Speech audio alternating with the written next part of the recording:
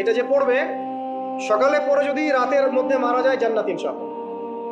আবার সন্ধ্যায় পড়ে যদি সকালের আগে মারা যায় জান্নাত ইনশাআল্লাহ। এত বড় অস্ত্র, এত বড় একটা সুযোগ। আর এটা কোনটা? আল্লাহুম্মা আনতা রাব্বি লা ইলাহা ইল্লা আনতা খালাকতানি আনা আবদুক ওয়া আনা আলা আহদিক ওয়া ওয়া'দিক মাসতাতা'তু আউযু বিকা মিন শাররি মা সানা'তু আবু'ু লাকা বিনি'মাতিকা আলাইহি ওয়া আবু'ু বিযানবি ফাগফির লি ফাইন্নাহু লা ইয়াগফিরু যুনুবা ইল্লা আনতা। এরপরে পড়বেন আমার পছন্দের কয়েকটা, আউযু বিকালিমাতিল্লাহি তাম্মাতি মিন শাররি মা খালাক, তিনবার। এটা যদি আপনি পড়েন, আপনি দৃশ্য অদৃশ্যের ক্ষতি থেকে বেঁচে থাকবেন ইনশাআল্লাহ। দুষ্ট জিন শয়তান আপনার কোনো ক্ষতি করতে পারবে না ইনশাআল্লাহ।